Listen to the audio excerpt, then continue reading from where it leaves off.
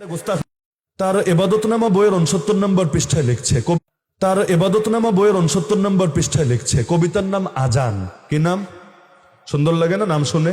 এবাদতনামা বইয়ের নাম, কবিতার নাম আজান। কিন্তু লাইনগুলো শোনেন। 1 নম্বর লাইন, তুমি কি বধির প্রভু? বধির বোঝেন যে কানে শোনে না, বয়রা। তুমি কি বধির প্রভু, নাকি কানে তুলা দিয়া থাকো? এভাবে হুঙ্কার দিয়ে 5 বার মাইক্রোফোনে, এভাবে হুঙ্কার দিয়ে 5 বার মাইক্রোফোনে কেন মুয়াজ্জিন হাকিতেছে? আজান দে বলছে মুয়াজ্জিন কেন হাকিতেছে? প্রেম কথা কে কয় চিৎকারে? আজান কিন্তু প্রেম কথা না, আজান ঘোষণা। ঘোষণা ঘোষণা তো এভাবেই দিবে, কিন্তু সে বলছে প্রেম কথা কে কয় চিৎকারে? দুনিয়া কাঁপিয়ে দিয়ে তোমাকে ধর্মের নামে ডাকা কোথা থেকে এলো প্রভু? তবে কি ধূর্ত শয়তানে, ধূর্ত শয়তানে মানে মুয়াজ্জিন দে বলছে, তবে কি ধূর্ত শয়তানে মনুষ্যেরা ডাকিতেছে অধর্মের সাজানো ময়দানে? এই কবিতা বলার পর এই দেশে থাকে কিভাবে আমারে বলে? তাহলে তসলিমার সমস্যা কি? তসলিমা নাসরিনের সাথে কি কারো কোনো ব্যক্তিগত দ্বন্দ্ব ছিল না, জায়গা জমি নিয়ে ঝামেলা ছিল? তাহলে তসলিমা নাসরিনও তো আমার মনে হয় না যে সে যে হারে এক বইয়ের মধ্যে যে হারে গোস্তাখি করেছে, তসলিমার কোনো বইও এত ব্যাপক গোস্তাখি পাওয়া যাবে কিনা আমার সন্দেহ আছে। কিন্তু এখন হেরাই বাংলাদেশের হর্তাকর্তা হয়ে গিয়েছে, আল্লাহ হেফাজত করুন। এমনকি এই বইয়ের মধ্যে তার প্রতিটা কবিতা, মানে শুধু একটা কবিতাও যদি বলতো তাও নয়তো ব্যাখ্যা ছিল। আর একটা কবিতার নাম দিয়েছে দুনিয়া রেজিস্ট্রি করো, দুনিয়া রেজিস্ট্রি করো। আমি শুধু উদাহরণ হিসেবে বলছি, না এগুলো বলতেও বিবেকে বাঁধে, লজ্জা লাগে। কিন্তু কি বা করার আছে? এগুলো বইলাও এই দেশে মাস্তানি করতে পারে, তাও হইতে জনতার উপর ছড়ি ঘোরাতে পারে। কি আজীব এক দুনিয়া চলে আসলাম। দুনিয়া রেজিস্ট্রি করার মধ্যে লিখেছে 1 নম্বর লাইন, তিলেক হিম্মত নাই, মানে তিল পরিমাণ হিম্মত নাই, আধা ছটাকের নাই তেজ, 7 আসমানের প্রভু খোদা তাআলা হয়ে বসে আছো। রক্তে আগুন জ্বলে না? এগুলো শোনার পর কে স্থির থাকতে পারে? মুখে খালি কহ শুনি দুনিয়ার তুমি মালিক, অথচ মালিক অন্যে, অন্যে কহিতেছে তারা খোদা। এমনকি ইব্রাহিম আলাইহিস সালাম যে কোরবানি দিয়েছিলেন পুত্ররে, এইটারে পর্যন্ত এমন বিকৃতভাবে উপস্থাপন করেছে, এগুলো ব্যাখ্যাও করা লাগে না। ন্যূনতম আকল থাকলে, সুস্থ মস্তিষ্ক থাকলে যে কেউ বোঝে এবং কি করণীয় এটা নবীর জামানার ওই হাদিসগুলো সামনে রাখলে বুঝে আসে। লিখেছে, কোন শালা নিজের গলায় নিজে ছুরি বসাতে পারে? খামাখা আমাকে ভীতু বলে, কি ফল লাভ হবে তোমার? নবী ইব্রাহিমের কথাই ধরো, আল্লাহ বললেন তোমার সবচেয়ে প্রিয় জিনিস কোরবানি দাও। ইসমাইলকে জবাই করতে ধরে নিয়ে গেলেন আল্লাহর নবী নিজের ছেলেকে, নিজেকে নয়। আল্লাহ ভাবলেন পৃথিবীর সকল বাপেরা তো ইব্রাহিমের মতোই হবে, নিজের আত্মায় ছুরি না চালিয়ে সন্তানের গলায় ছুরি বসাতে সকলেই ওস্তাদ। কিছুদিন পর আর ইবাদতের লোক খুঁজে পাওয়া যাবে না। বাধ্য হয়ে ইসমাইলের জায়গায় তিনি দুম্বা জবাইয়ের আদেশ দিলেন। দুম্বা মরুক, তবু বাপদের হাত থেকে সন্তান রক্ষা পাক। নিরীহ গরু ছাগল দুম্বাগুলোর গলায় ছুরির দাগ দেখেই আমি নিজেকে আরো ভালোবাসতে শিখেছি। তুমি সেই ভালোবাসাকেই খামাখা ভয় বলে শনাক্ত করো। মনুষ্য জীবনে কিসের ভয় আছে? শুধু নিজের জন্য গভীর ভালোবাসা। কি হলো? নবী ইব্রাহিম আলাইহিস সালামের শানের চাইতে বড় গোস্তাখি কি হতে পারে যে আল্লাহ নাকি তারে নিজেরা জবাই করতে বলেছেন? এমনকি যেই ব্যাপারে কোনো ছাড় চলে না, নিজের মায়ের কেউ গালি দিলে কেউ চুপ করে বসে থাকতে পারে? আম্মাজান খাদিজা রাদিয়াল্লাহু আনহাকে নিয়ে আস্ত কবিতায় লিখেছে, বিবি খদিজা নামে, খাদিজাও না, বিবি খদিজা নামে, বিবি খদিজার নামে আমি এই পদ্মটি লিখি, বিসমিল্লাহ কহিব না, শুধু খদিজার নাম নেব।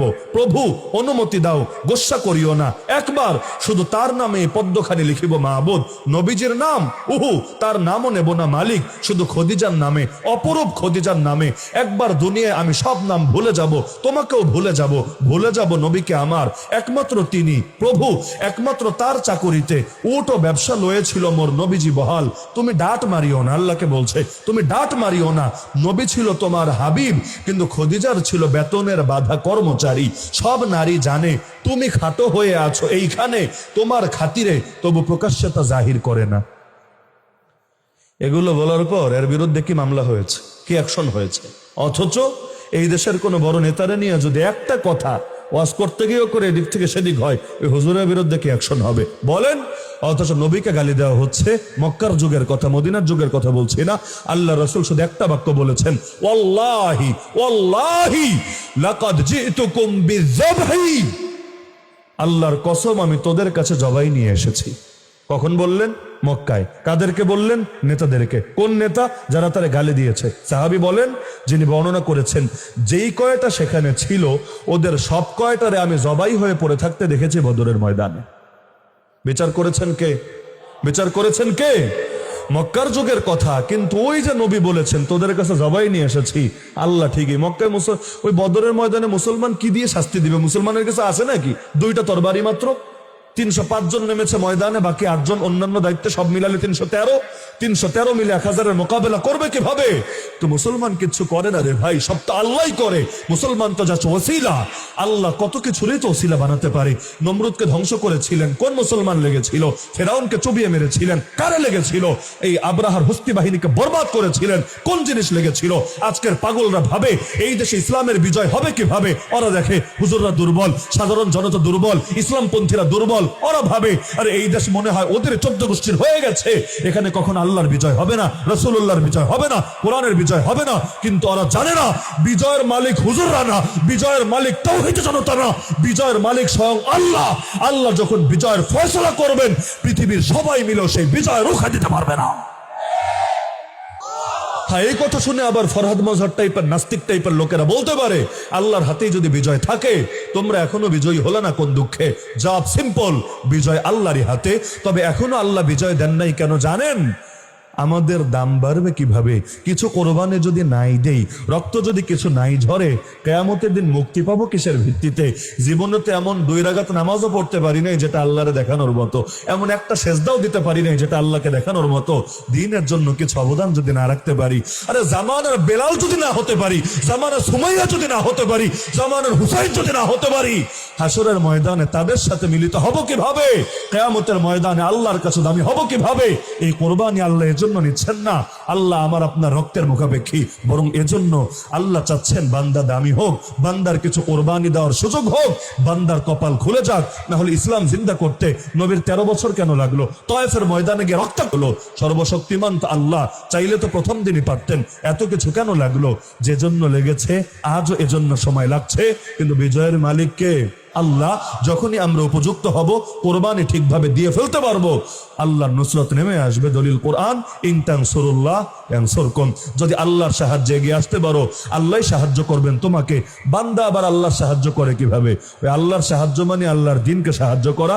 আল্লাহর দ্বীনের সাহায্যে যখন এগিয়ে আসবেন, আল্লাহই আপনাকে সাহায্য করবেন। তো রমাদান মাস শুধু সিয়াম আর কিয়ামের মাস না, বদরের চেতনারও মাস। সুতরাং প্রত্যেকের ভেতরে এই চেতনা আমরা আনি, প্রয়োজনে জান দেব, কিন্তু বাতিলের সামনে মাথা নত করব না। যতদিন ভেতরে প্রাণ আছে, সেই প্রাণে স্পন্দন আছে, ধমনীতে রক্ত প্রবাহিত আছে, হকের পক্ষে বাতিলের বিপক্ষে আমরণ লড়াই আর সংগ্রাম, জিহাদ আর যুদ্ধ চলবেই চলবে, চলবেই চলবে। আর এর জন্য আমার মায়ের কোল যদি খালি হওয়া লাগে, হ্যাঁ খালি হবে। এর জন্য যদি আমার স্ত্রী বিধবা হওয়া লাগে, হ্যাঁ বিধবা হবে। এর জন্য আমার সন্তান যদি এতিম হওয়ার প্রয়োজন পড়ে, হ্যাঁ এতিম হবে। কিন্তু এই কল্লা কাটা যেতে পারে বাতিলের কাছে, জিন্দা থাকতে এই কল্লা নত হতে পারে না আল্লাহ ছাড়া দ্বিতীয় কারো সামনে। মনে থাকবে তো ইনশাআল্লাহ? জীবন কয়টা, সুযোগ কয়টা, হাতছাড়া করা যাবে না। একটা জীবন দিয়ে দিনের জন্য কিছু করা লাগবে। বাচ্চা মুআজ আর মুআওয়াজ যদি পারে, 18 বছরের ওসামা বিন জায়েদ যদি পারে, 17 বছরের মোহাম্মদ বিন কাসেম যদি পারে, আপনি পারবেন না কেন? ইতিমধ্যে হায়াতের হয়তো কয়টা দিনে বাকি আছে, অধিকাংশ দিন হয়তো চলেই গেছে। জীবনটা বেঁচে দেন আল্লাহর কাছে, পারবেন না? বেচে দিবেন, জীবনটাই বেচে দিবেন আল্লাহর কাছে। আল্লাহ মাগনা কিনবেন না, আল্লাহ মূল্য দিয়ে কিনবেন, দামি মূল্য। সেই মূল্যের নাম কি? জান্নাত। জান্নাত, আল্লাহ জান্নাতের মাধ্যমে মুমিনের জানমাল কিনে নেন। সূরা তাওবায় আল্লাহ স্পষ্ট জানিয়েছেন। সুতরাং জীবনটা আছেন বেচে দিয়ে আল্লাহর কাছে। হায়াতে যেই কয়দিন আছে, আমার সর্বোচ্চটুকু, সর্বোচ্চ এবং সর্বস্ব দিয়ে আমি খেদমত আঞ্জাম দিয়ে যাব ইসলামের। পারবেন ইনশাআল্লাহ? मेरी जिंदगी का मकसद तेरे दीन की सरफराजी, मैं इसीलिए मुसलमान, मैं इसीलिए नमाजी, फना फिल्लाह की तह में बका का राज मुजमर है, जिसे मरना नहीं आता उसे जीना नहीं आता, वमा अलैना इल्ला अल बलागुल मुबीन, व आखिरु दावाना अनिल हम्दुलिल्लाहि रब्बिल आलमीन।